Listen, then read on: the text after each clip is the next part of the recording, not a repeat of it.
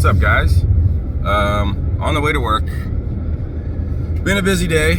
Yesterday, today's Sunday, Mother's Day. Happy Mother's Day to all the mothers out there. Happy Mother's Day to my wife. My sister's a mother, my sister-in-law, all them. It's kind of bittersweet. This is our first Mother's Day without my mom.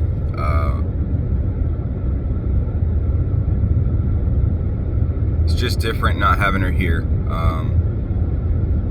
I think it's probably good that I am working. Keeps my mind off of her not being here. But it also takes me away from my wife and my kids today. Which I would rather be home. But happy Mother's Day to all the moms out there. Just thought I'd put that out there.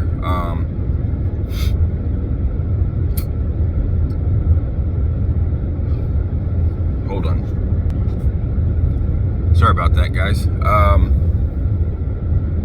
But just a little, I wanted to get back into doing my closer look videos. I didn't have anything really prepared this time, and I just looked back and it's been weeks and weeks since I've done one.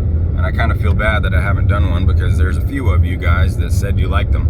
So I feel like I would need to get back out there and do them. Quick update on my contest also. I do have a contest going. And I have decided to add a second place prize. Obviously I don't have those cards with me, but this is gonna be a nice one. And so far I only have BD Kane is on mine, BD Kane 721. He's the only one that's made a video so far that I've seen, or that's let me know he's done a video. And as of right now, he's the sole winner. So you got until the 28th, midnight, so you got plenty of time to get on it. I know there's a couple other contests going right now, but have fun with it, enjoy it. And so for this is a closer look. I know it's been 2 minutes and 30 seconds and I haven't said anything. This will be, since it's an impromptu closer look, it'll be a closer look on my collecting life. I started back, I was born in 1980, so yes, I'm 40. I started back in 1980, man, I want to say 87. I was given some cards as a birthday present by my dad. He always collected cards when he was younger, and he ended up being diagnosed with polio in 1952. And they were so nervous and scared of it, and he was from a very small town in Iowa, and they ended up, his mom and dad, my grandma and grandpa, burned all of his stuff because as contagious as polio was, they were all so scared that everybody in the house was going to catch it, and that they were all going to be in trouble. So they burned everything he had: clothes, the bicycle seat, his glove, all of his cards, all of his comic books. And they weren't well-to-do or anything like that. My grandpa had a mechanic's garage and would fix cars and whatnot. So they did okay for their little town. But he always collected. So in 87, it was either 87 or 88, I can't remember that well. My dad bought me some cards. Nothing crazy. It was all the junk wax stuff, the late 80s. But I held on to them and like they were gold. I would sort them when we'd watch baseball games, and I would pull out the players that were at bat, and I would put them in binders, and I would put them in boxes. I switched the storage technique, like, I don't know, every other day, and I just really got into it. So then fast forward to another 2 years, the story that I've told before, where my dad had the box of fireworks that he was talking to this guy about, and this guy ended up having a box of baseball cards, a legitimate shoebox with baseball cards in them. And he traded even up, and there was some good cards in it, man. I had all the stuff you've seen in my past videos that I've been rebuying. I had the Robin Yount rookie, Rickey Henderson rookie, Dave Winfield rookie, which I still have that one, and my 89 Upper Deck Griffey, which I still have that one. So this must have been 1990 now. Or maybe it was late 89. But anyhow, that got me really into it. I started going to garage sales, and back in the day in Tampa, I feel like there was probably 10 card shops that you could go to that were just flourishing. There were just cards everywhere, all kinds of stuff. I ended up trading and selling a bunch of those rookies, which I shouldn't have. I can't remember if there was like a Brett rookie, but I know there was a Yount. I know there was a Molitor and Trammell rookie. I know there was the Dave Winfield, a bunch of Cal Ripken Juniors, Bo Jackson, Barry Bonds, all the big names, and even all the little guys like Terry Pendleton, Steve Sachs, like those type of rookies too.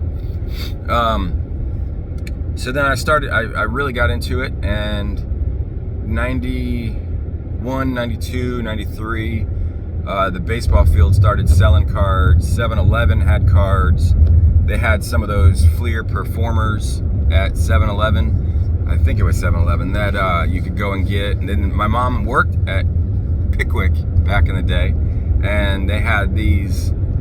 They got bought out by, I think it was Circle K. One of the two, Circle K or 7-Eleven, bought that particular store, and they started doing the coins in the bottom of the cups, Slurpee cups. And I would ride my bike. It was right by the house, so I'd ride my bike up there, and I'd hang out with my mom, and I'd get cards and coins, and she got mad at me a bunch because I'd go over to the cups, because they're in that little like spring-loaded storage thing. You get a cup to pull it out, much like they are today, and I would go over to those cups, and I'd take a flat head screwdriver and I'd pop the bottoms off of those and take the coins out of them. Well, they were cardboard coins, but she would get real mad because then she'd have to claim those are damaged, and I did that. Oh man, handful of times. Traded all those away. I was a real big mover and shaker back then. If it was nowadays, I'd be like a JT, where I'd be getting stuff, selling stuff, creating my own card, or like a Pre-Roth 6.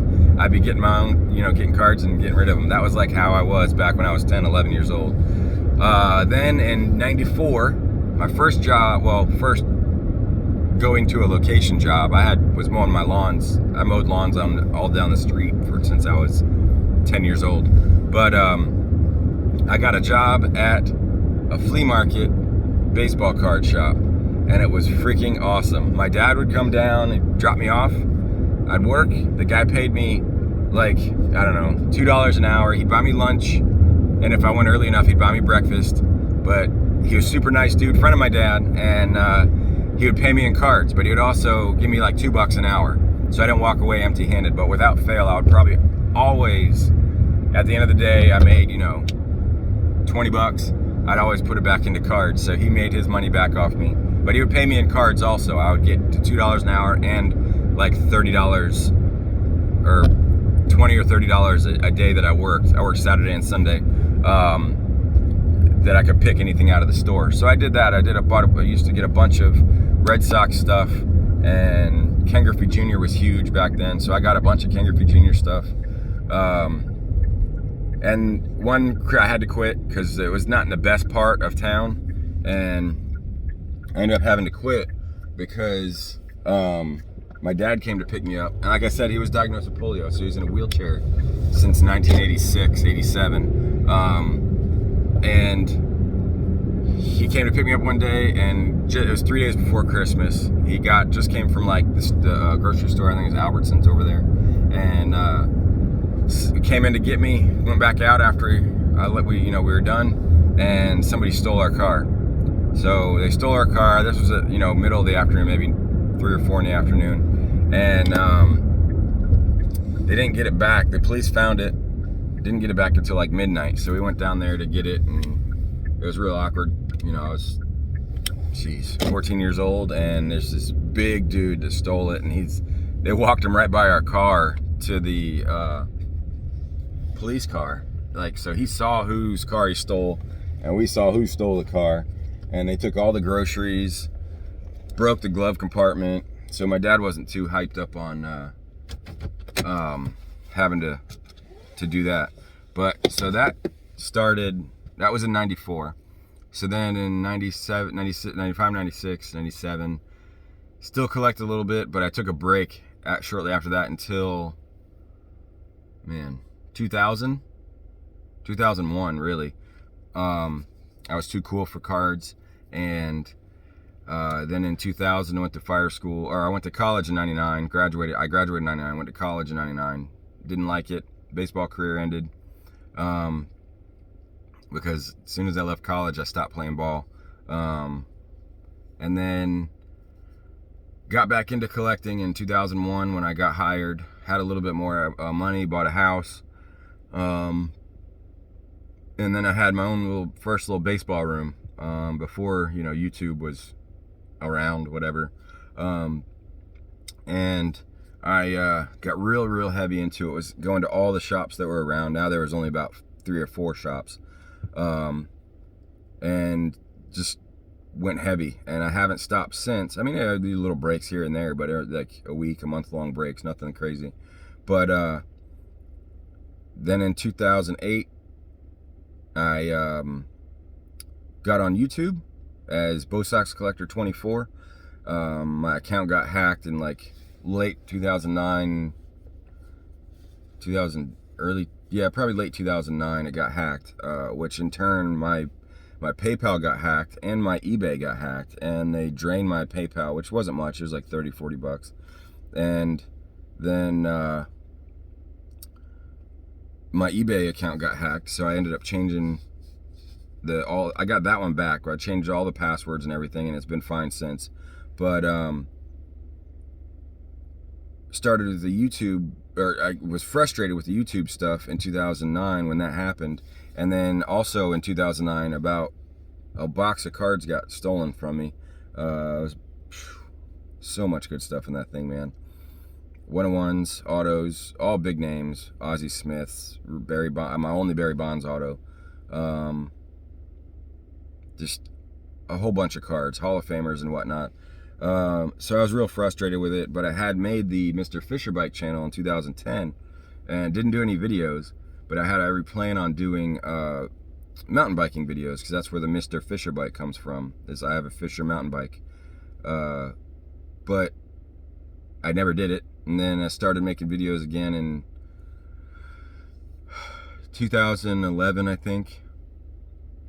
And I deleted them because it felt like nobody was watching them. The name wasn't big, and nobody really was on board with, you know, I wasn't really on board with the Mr. Fisher Bike channel. I just wasn't hyped up about it. Then so I deleted those. So I started making videos again in, I think, 2012, and I got real heavy into it. A lot of the friends that I had weren't in it anymore. No, they weren't making videos. So, but I kept on and been collecting and doing videos ever since. So I've been in the YouTube game since 2008. I think I've been in the eBay game since 2004. I think it was. Maybe 2005, I don't know. So where we are now, still collecting strong, trying to, especially in these days that it is now, you know, you got to change it up a bit and, you know, figure out maybe a new way to collect, new PCs to collect, maybe just even new types of cards to collect. It's so money heavy right now, and by that I mean, like, there's a ton of people that are just in it for the money. They're in it for themselves. Which is, I mean, that's your own collecting. I'm not going to say how you should collect. That's your own way of doing it. If you're just a flipper, then good for you. That's not my MO. I am a collector at heart, and I always will be. But it's just a different type of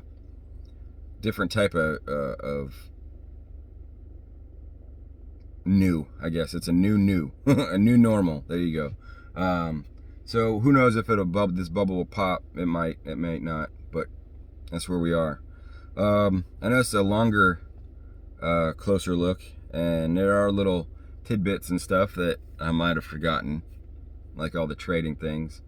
I used to get hammered so much on trading. I didn't even think about it back in the day. If there was a Red Sox card, I would trade a Jordan card for it in a heartbeat, which I had so many Jordan inserts. I really collected basketball a lot back in the early 90s. And not so much football, but basketball and baseball, I really did. But what are you going to do? So yeah, that's it. Hope you guys enjoy it. And I will try to do another one here shortly. All right? See ya.